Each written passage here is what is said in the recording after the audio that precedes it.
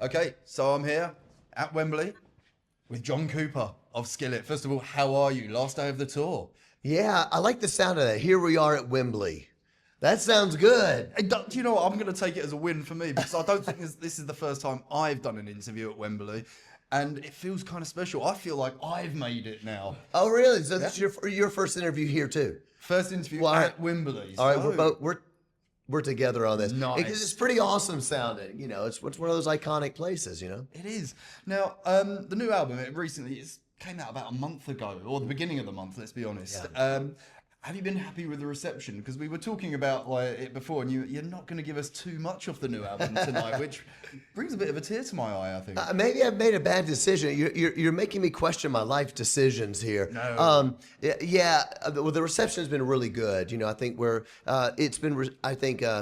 in terms of sales and streams or whatever, up since the last project, which is always good when you've been doing music as long as we have, because sometimes it tends to be the older stuff doing good, and then the new stuff not as many people know.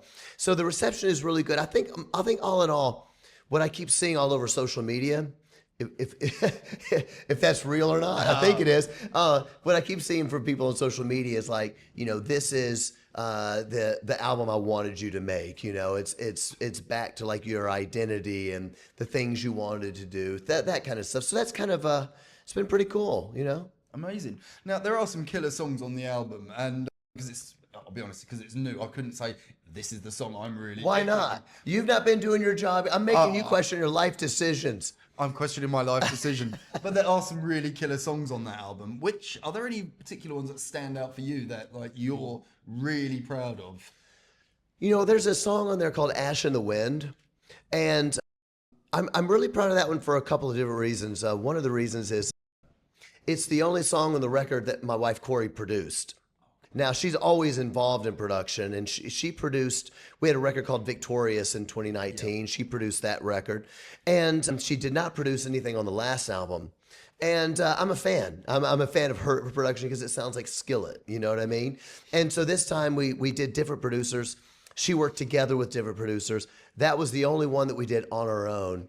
And right now it's the biggest song on the album, right? So far, it's only been a month, yeah. But the fans are loving it, and I said it makes me cheer for my wife, you know. Yeah. So yeah, "Ash in the Wind" is a special one. There's also a song on the record called "Not Afraid." I particularly like that one because it's a little more throwback. It reminds me of some of our Comatose era stuff. Some of the guitar work is really good. It has a touch of like maybe Avenged Sevenfold a little bit on the guitars, which, you know, on the harmony leads, which I'm always a fan of. I love Avenged. And some of the scream and a little bit of the scream core on there, and that's always kind of fun. So again, like, because I can't remember the name of the song. I think it's got the word wedding in it. Like oh yeah. Happy Wedding Day. That's it. Now, I actually really dig that song. I listened to that one a few times. I can't really explain why. It might be because that lovely redhead behind the camera. I proposed to her not too long ago. Oh, right. And I think anything with the word wedding in it is making me kind of smile and stuff like that. So that might be why I've sort of listened and paid more attention to that song. Possibly. Well, congratulations. I think being married is the best. And in fact, so Happy Wedding Day, I wrote that for my daughter. Oh, amazing. She just got married this year. Oh, cool. Yeah, so she got married in May. And I had this idea for this song I wanted to sing at the wedding.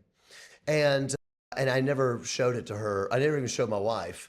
I just said, I got the song. Then I thought, there's no way I'm going to be able to do it, so I'm not going to do it. And then the day of the wedding, I woke up, I was like, I'm doing it. Good man. And my wife had never even heard the song. And so I sang the song that night, and it's special. You know, she loved it. My daughter loved it, and my wife loved it. And my manager was there, and I said, hey, the next day, I said, I know I'm not objective about this song because I wrote it for my daughter, and I'm probably too emotional about it, but I think it's probably good. Like, is that good enough to record? And he's like, of course, you have to do it on the record. Yeah. So it's great. So it's very personal to us. Yeah, so like for me, when there's a story behind a song like that, definitely get it out there. Make sure fans hear it. Because right. I think it, like you said, there's a level of special, there's something special about it, I think. Yeah. So yeah, no, that's really amazing to hear that story actually. And actually quite sweet. All right. Very, very vulnerable. And it's also special because, you know, people watching might not know. I talked about my wife earlier. My wife, Corey, is the guitar player, keyboardist for Skillet. So we've been touring together for, about 28 years now, right? And our kids grew up on the road. And so it's got a little bit of that. You know, Journey. What's the Journey song? Circus life under the know big one. top world, forever yours, faithfully, faithfully. Thank you. You put me on the spot there. I got it exactly the same time. I'm you did, forever yours. Oh, it's such a good song. Faithfully, weep, weep, weep. This is cool. This is cool. I'm getting It's serenaded. such a great song. It's kind of like a modern Faithfully, because it's talking about being on the road, the kids growing up, you know. So go check it out. And by the way, I've never sung Journey on any interview before. I'm feeling these Wembley vibes in here. Wembley to the core. This is amazing. Now, I do want to ask, where did the inspirations come from to record this album? What were some of the thoughts that influenced you to write some of these songs? Obviously, you've got Happy Wedding Day. There was obviously a clear inspiration there. But what were some of the other influences for you? Well, I got to get a little serious on you, if you don't mind. You don't mind getting a little deep into it. You get We're ready. serious. Look at that. We're ready. Serious face. With your beard, it makes you feel very serious. I feel like I would definitely not argue with you at all. Call the record Revolution because, now I don't know exactly what things are like over here. In America, things are bananas. I mean, and I don't want to get too dark, but I know that you guys, everybody, I think, can relate to this a touch from the pandemic, because that was a world we all experienced that together. The amount of loneliness and the upward trend of suicide, especially with young people in America, was huge. And I don't know exactly what that was like here. The levels of depression, the levels of alcoholism skyrocketed. And I see these people at our concerts every night, you know, and they always come to me and they're like, you don't know what your music meant to me, you know, and they go the last few years, and they're, you know, grown men crying and stuff, you know, because it's been so brutal. And it affects me so much. And I just thought, I want to write a record about that. It's not about a political revolution at all. It's not about politics. It's not about anything like that. It's about a sort of like an awakening, you know, a revolution of love, of understanding, of empathy towards people, of conversations, of maybe we stop hating each other just because we disagree about A, B, or C, politics and religion, and go back to a time when we hung out with each other face to face, friendships, relationship, have a meal with somebody, or whatever it is you do, have a drink with somebody. That might sound cheesy to some people, but man, I meet these people every night at shows. And last year on tour, we were touring in America. We toured a lot last year, and I met a woman, and she came through and she was sharing how her son loves Skillet, committed suicide during the pandemic, was just so depressed. And it just affects me. And I wanted to write a song about that, telling people you matter, your life matters, you know? So there's a lot of those kind of songs on the record. They're kind of like fight songs, like don't give up songs. You know what I mean? You matter, don't give up. Don't listen. The song Not Afraid, one of my favorites. Yeah. It's like these people don't know you.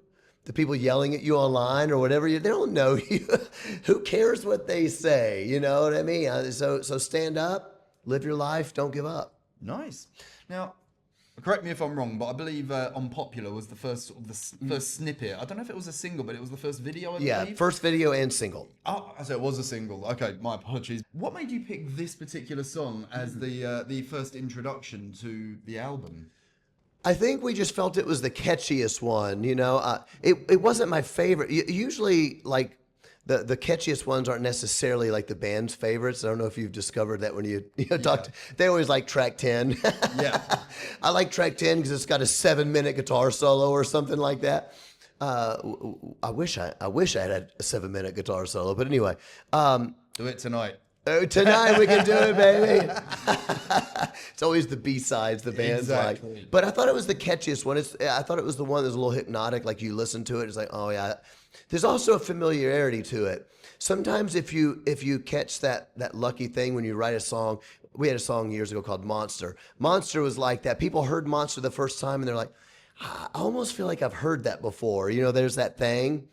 That's when you know you've struck gold, you know, and I think we had wondered if Unpopular may be like that. I also like the attitude of the song. Unpopular is a great example of what I was just talking about. You're kind of reappropriating this thing that people are saying to you. Oh, you don't do this or this or this or this, so you're not in the cool club. You're out. You're canceled. You need to lose your job, or you're not allowed to believe that or to say that. And I'm like, just reappropriate. Good. I don't want to be popular in your world. You know, it's fine with me. That's rock and roll. Exactly. Good answer. Now, I want to ask, moving away from the album now, what do you feel your greatest achievement as a band has been? I don't know. I don't never really thought about that. I suppose I would say the thing I'm most proud of. Can I change the question and tell you what I'm most proud of? Of course. I'm here not to say what I want to say, not to answer your questions, huge bearded man. Talking about beards. Look at your beard. I feel like yours is a bigger dog that could consume mine. It's only because it's been rained on. I haven't seen myself in the mirror yet. I think it's got a bit beard fro, to be fair. Oh, yeah, but halfway through my show, it's like, and by the end, there's, Exactly. you know. But I think what I'm most proud of with Skillet is, for better or for worse, Skillet is authentic. And some people might love that. Some might be like, I don't really like that. We've never been embarrassed about who we are. For instance, you know, we came out in '96. We weren't the first band in the world to have girls in the hard rock band, but we're one of the first for the metal genre. And when we did that, I mean, the amount of like, you guys aren't a real rock band because you've got these girls and that's not rock and roll. The amount of that in the early 2000s was very surprising. Evanescence came on the scene pretty quickly after that, and that began kind of, I think, shifting things because they were kind of metal and kind of gothic, I guess you would say. But it still took a while. I mean, they had that worldwide massive hit. It helps when you sell 20 million records. It really does. Yeah, definitely does. You really shut them up with 20 million records. Yep. But we got that for a long time, and I was never embarrassed. I was like, you come see a Skillet show and you tell me these girls don't slay. These girls are amazing. And so we did that every step of the way. So for better or for worse, Skillet is authentic. We're real. We're self-deprecating. I remember at some point somebody saying, John, you can't tell people in all these interviews, you don't need to talk about the fact that you're married to the girl in the band all the time, because it doesn't make you available. You're supposed to make people think, you know, this or that, or they don't. It makes them know how old you are if you say you have kids. And I was like, screw that. It's part of what's cool about Skillet is that we are married and that we are a family and that the kids grow up here. And so every year I'd be like, it's my birthday, turning 40. I'm not embarrassed about it. I'm still married. I still love my wife. I still love my kids. And the fans love it. And the fans feel ownership. Yeah. You know, they feel like I'm part of this. I'm part of this family. And that's another reason we put Happy Wedding Day on the record, because a lot of our fans remember when my kids were born. You know, they were there. Well, they weren't there. They weren't in the room. Was my invite. Wow, that was that's a little too much vulnerability right there. We don't need that much. No. But you know, it's interesting you say all of this, because like you think back to, you know, the mid 90s when you started, and well, I mean, that's 25 plus years now. Yeah. So, you know, when someone says, well, you know, like young guy, you were that's rubbish. And going back to what you've said about like having Corey and Jen and stuff in the band, I love it when there's some females in the band. Me personally, I love a female lead singer because they add another depth, something that's different and something completely new to a genre, which we all appear to know quite well. Absolutely. It's on its head. So that's why I've always loved it. So it's kind of shocking that was a thing, but it was, clearly. That was a thing. Yeah. Now, I do want to ask, because going on to the topic of marriage, you know, you and Corey, you've been married and working together for 25 plus years. I've already mentioned I'm engaged to this lovely firecracker over there. And, you know, we actually work together as well and all of that. I want to know what the secret is. How do you keep it how do you not kill each other being together all the time? Yeah, I don't know if I have any secrets, but it definitely can be tough. I mean, I meet people all the time. They're like, no way, whether it's the wife or the husband, I could never, ever work with him or her. I hear it all the time. You know, one of the things I've found is sort of like, it's sort of like, you know, that expression when you say, well, you got to wear different hats. Yeah. And I've found early on that maybe I wasn't always communicating which hat I was wearing. Am I wearing my husband hat or my business partner hat or my songwriter hat? Because you can fight with all of those things. You can fight over art, over the business, over the marriage, over the you shouldn't speak to me that way. And I'm thinking I would speak to my male business partner like that. Well, it's like all this. So I just kind of got used to, if we're having those talks, saying, hey, can we put our business hats? Let's have a business talk. We put on our art hats, and then we talk about those things. And just learning at some point, going like, you do that better than me. You just handle it. Go for it. Knowing those kind of things. I think that's been pretty good. I think so. Communication. When it comes to art, sometimes there are things that all artists just get stubborn. We just think our way is best, and so I've just learned to be like, hey, let's give it a shot. Maybe you're right on this one. So working together, it works. That's what we tried anyway. Yeah. I will say this on a deeper note, especially for her feeling like, this is a tip for all those dudes out there watching. Listen, boys. She needs to feel that I care about her more than my business.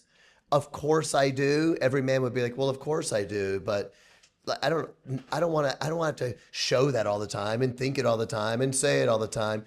Yes, you do, you stupid. You got to show it all the time and mean it all the time. And so I started going, okay, she needs to understand that if me and her are not okay, then I would put this away, And maybe I think I wasn't good at doing that when I was young. I got better at doing that as the time went on. Cool. Now, this is the last day of the tour. That's correct, isn't it? Last day of the tour. So you're going to be flying back home tomorrow. I want to ask, what does a very merry Skillet Christmas look like? So we're on the verge, it's happening. Although I do kind of have this issue with anything Christmas before the 1st of December, but I felt I needed to ask this one. Yeah, in America, a lot of people have, the last Thursday of November is always Thanksgiving in America. So a lot of people have a tradition of the day after Thanksgiving, it's okay to do Christmas stuff. Does that make sense? That's a few days before December. Some people feel that. My wife particularly likes that. She wants to go, if we're home, day after Thanksgiving, which we're going to barely make it at home for Thanksgiving this year. The day after, you go and get your tree. That's like her thing. And if we don't, then she feels I'm putting business before marriage. No, I'm kidding. But anyway, dangerous thing to do there, mate. Never do that. But because December is usually the only time that we usually are home, that we know we're going to be home. My wife is a really good cook and she loves to bake, and she will bake hundreds, I don't even know how many hundreds of cookies. And I usually gain about 8 pounds in December. We watch the full Lord of the Rings trilogy, and then we watch Christmas movies. We just sit at home and watch movies and eat cookies. Sounds like heaven, actually. It's pretty awesome. Yeah. So yeah, because I can relate. I tend not to switch off ever. It's a bit odd. So I've actually made a point that I'm gonna shut the camera down and everything for at least 2-3 weeks in December. Nice. This is it. Now, completely different sort of question here. If you were stranded on a desert island, which 3 albums would you have to listen to over and over? What one food would you have to eat, and what would your drink of choice be? Okay, my drink of choice is Dr. Pepper, which I know is shocking to people. I love Dr. Pepper. That's my addiction. I don't know what. Anyway, I have some right over there. I don't know. It's a weird one. What was the second question? The second one was, what food would you eat? You can only eat one food, and you eat it every cheeseburger. Good call. I'm an American.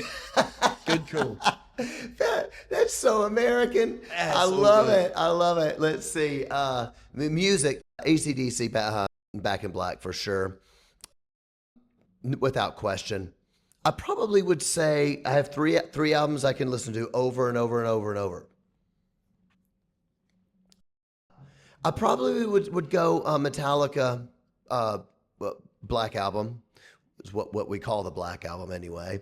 And then third, I'd probably say Def Leppard, Hysteria. Good call. Oh, look at her. She's happy. And I won't. And I need. Also never sung Def Leppard in an interview. I'm feeling the mojo from I'm feeling it. Nice. I'm getting all the exclusives here.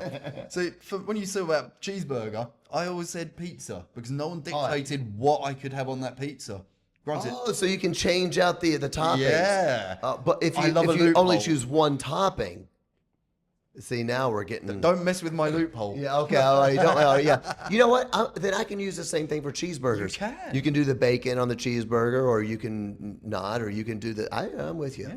You could have like more different cheeses. No one's Lots of different dictated. There's cheeses. always a loophole with these things.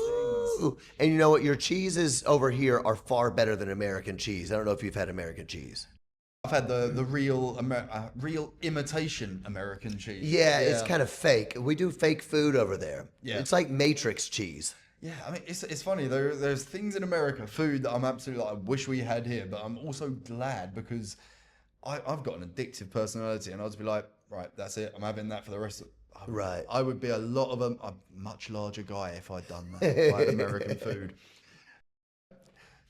Now you mentioned my beard a few times. I want to mention yours. What made you grow a beard? Because I remember like seeing you all fresh face and all of that, and then all of a sudden I was like, have they changed the singer?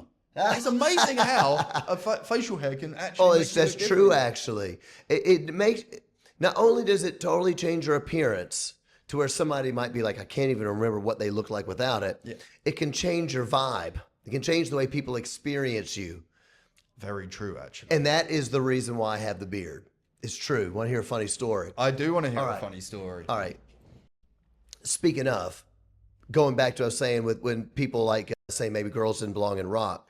When we were first getting more like into doing more of the rocks and we had gone on tour with Shinedown. This is probably in 09 or 2010. I can't remember. And we were just getting in there, and we were getting a lot of people that were, a lot of this, certain segments of the industry just didn't like us for various reasons. The girls was one. Another one is they thought that I looked too bubblegum. I looked too pop. We toured with Shinedown, and one of the reviews of the tour said, "Never seen Skillet. The show is actually good," which was a surprise because when the band came out with two pretty females and a singer that looked like he belonged in the Backstreet Boys, I was too pretty for rock and roll. So the next year, we were going on tour with Stone Sour, and I'd never met them before, and I didn't know. I don't know if people are gonna hate me. I don't know what's it gonna be like. We're too pretty. We're too this. We're too this. And I told my wife. My wife hated facial hair. And I said, hey, at the time I was doing P90X. Do you remember in 2009, 10, 11 with P90X workout? It was a big workout thing at the time. Well, I don't recall. That might have been an American. I bet people watching know exactly what I'm talking Probably, about. yeah, they It's probably maybe a kind of- very American thing, Yeah. maybe. It was a big workout fad. But basically, I was really obsessed with P90X, so I was getting kind of jacked at the time. And I told my wife, I said, we're going on this tour. I'm sick of people making fun of the way, like, I want to grow a beard. And she was like, I hate beards. And I was like, I know, but just one tour, babe. One tour, because I'm sick of it. So I grew a beard, and we started the tour, and things were cool. About 2 weeks into the tour, I was talking to, there was a girl that was a merch manager on the tour. She was married to one of the people in the band, but I didn't know that. And so at some point she was hanging out, and she was saying so-and-so. And I said, she had said something about her husband's name. And I said, who you talking about? And she's like, blah, blah, blah. And I said, I don't know who that is. She was like, my husband. And I was like, who's your husband? So her husband's the singer in one of the bands we're touring with. Yeah. I said, how come I didn't know that? I feel like nobody's even talking to me. And she goes, well, everybody's scared of you. Oh, for God's sake. Nice. And I was like, I don't think I ever want to shave this beard. That is the coolest thing that's ever happened to me my whole life. And then my wife was like, I really like your beard. And I was like, you like my beard? Now she's like, it just makes you seem more serious or something like that. And so it became a big thing. And I ended up just being like, I guess I'm the beard guy now. Yeah. And recently she told me, she's like, you can never shave your beard. Not only will people not know who you are, they'll find out that you don't really have a chin. Dang, what's up with that? That's my wife. She's banging. She loves you, so like she's gonna be honest. Here you go. I'm a chinless wonder. Yeah. But no one will ever know. They want to know what's down here. See, I'll tell you a story about when I first grew mine then, because this will make you giggle.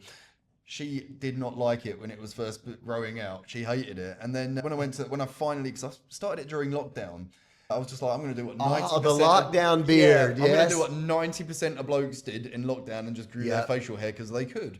And then when the barbers first opened, I went and got it shaped and all of that. Got home and I was like, hey, I'm back. And she gave me this look. Okay. One, it's very similar to when we first started dating. And I was like, I don't know if I'm turned on or scared. This is, you know what I mean? So I think it's a keeper now. That's Although it. Every time we have an argument, I keep threatening to like shave the middle and do the burn sides. Oh yeah, See, like she's like the no. Lemmy, kind of like a Lemmy exactly, thing. yeah. Yeah. Well, this is what I always tell people in interviews. It really is true. Girls don't really like beards. Women do. You know what I'm There we saying? go. And they don't even know. They didn't even know it. And they're like, oh, you've gone native and I like it. And I'm a little scared. And now you're in control. Nobody has ever thought that I was a serious person until I had a beard. It's amazing. Ever, It's because like- I'm really super friendly. Yeah. See, I don't think I'm that serious. Well, I can be serious, but most of the time I try and avoid it because it's no fun. It's not But fun. I think you're right. But now People you get best of both worlds. So you can have all the fun, but nobody's going to give you any crap. Yeah.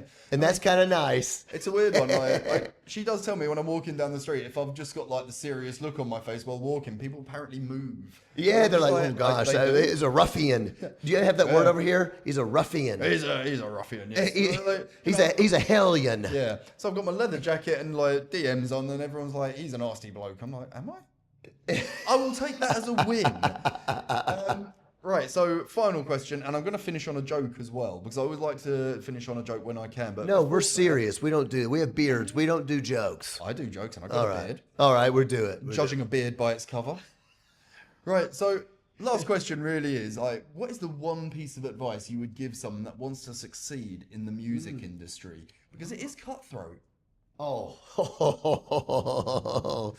it is cutthroat. I would say I probably would go back to, I guess no surprise, what I said earlier about maybe if there's something I'm proud of we've done, if that's the right way to say it, be authentic. Because this industry will chew you up and spit you out. And what happens is that you end up wanting that prize. You know what I mean? You want to succeed so bad. You want it. I'll do anything for it. And then you end up doing anything for it. And you hardly recognize yourself anymore. Or you just become a big fat sellout. And then you're like, you don't even like the art that I made or the person I've become or the whatever it may be. And it's just, and you know what? You know what's even sadder? You may actually get the prize and then be miserable. I would just say, why do you think so many people in Hollywood are in rehab centers and so many tragic suicides in rock and roll? Are great heroes, these great rock heroes. Why is this happening? I'm not suggesting, by the way, that they weren't authentic. What I'm saying is this at all. I hope nobody tweets that I said that is not what I meant. We will correct them immediately. Yeah, thank you. What I meant is that just because you get what you think you want doesn't mean it fixes everything. It doesn't fix the demons, you know? And so stay authentic. Know who you are. I'm not going to become some kind of just jerk, some butthole and treat people bad. You know, you go out with, like, we're out with these bands here today who have treated us so amazing on this tour. And that's how you treat people. You treat them the way you want to be treated, because it can flip. It can flip in a day. One hit song is all it takes. And guess what? You're flipped. And now the other person's on top that you treated like trash because they were a no one.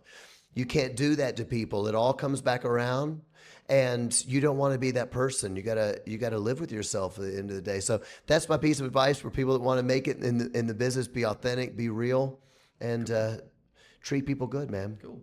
Well, as I said, I'd like to try and finish on a joke. If you've got one, feel free to tell. But here's my joke. Hit me. Right. So I recently invested in a religious-themed trampoline company. Okay. Profits are through the roof. Yeah, that's pretty good, actually. Terrible. That's pretty good. Don't laugh at the joke. That's- You're like, I you're like a encouraging good me, and she joke. won't like it. No. She's laughing too, though. It's good. That's good. she's heard Profits it are and through she- the roof. I got one for you. Go, shoot. All right. So there's this new band. They're young. They're in LA and they're getting their start, and all of a sudden they finally get their first gig at the Whiskey. It's a legendary place in LA for people to know. Gonna get the Whiskey. It's gonna be our showcase. Labels are coming. That means we might get signed. All of a sudden it's like a big thing. All these people they're lining up. And this band is like, oh my gosh, they're the kids. They don't know any better. And they're all pumped up. So they're up on there on stage, and the singer's just singing. He's singing with the crowd. They're grabbing his shirt. Oh my gosh. And all he's thinking is, he's like, gee, I'm going to get so many chicks. These chicks love me. That's what he's singing. That's just the truth. The guitar player's over there, and he's doing his wah-wah solo. He's got his shirt off. He's all skinny and anorexic like guitar players are supposed to be. But what he's thinking is, he's like, gee, I need to lose more weight. I need to get even skinnier, right? I just got to Diet Coke and cigarettes and not eating. And he's over there shredding. He's drooling out of one side of his mouth like guitar players do. Goes back to the drummer. The drummer's doing his thing. He's rocking, but all he's thinking in his head is, gee, all these guys are getting the love. I'm getting no love back here, and I keep this band together. And it goes to the bass player, and he's playing, and he's just thinking, G, D, G, C. Those are his notes. No? You don't get it? I do get it. I think I was just waiting for a bigger punchline, but do you know what?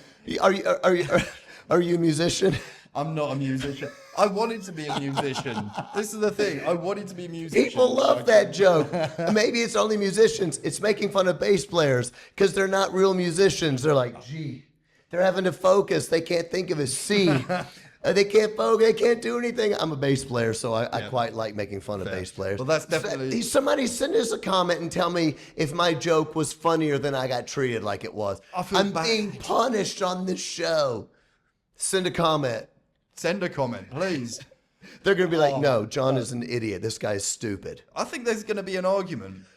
You know what? This is what's going to happen. We'll look on the comments on the social feeds, and both me and you can be like, dance, puppets, dance. We've started an argument. Puppets. There's a great word I'm going to bring back when I go to America. We don't say puppet. No? No, I learned it from Pirates of the Caribbean. I was like, what is it? Like, hello, puppet. I'm like, what's a puppet? And my drummer's English. She's like, it's whatever. I was like, I've never heard that word before. I'm going to restart it. I'm going to start it up in America. Do it. Bring puppets to America. I'm going to start I'm going to get some kids together, and I'm going to write songs for them to start a metal band, and we're going to call them the Little Puppets, the metal the evil puppets, the wicked puppets, something of that nature. Nice. Well, John, I have to say, it's been... I wrote that. Don't take it. It's copyrighted. If I steal it now, people are going to know. They're going to know. So it's recorded, unless I get very creative with my editing. I'm not going to. I'm terrible at editing. So who knows how to edit? Professionals. But John, I want to thank you so much for chatting to us today. It's been an absolute pleasure. Good luck with the show. Have a great Christmas. And looking forward to what comes in 2025. Thanks a lot, my man. Appreciate it, brother.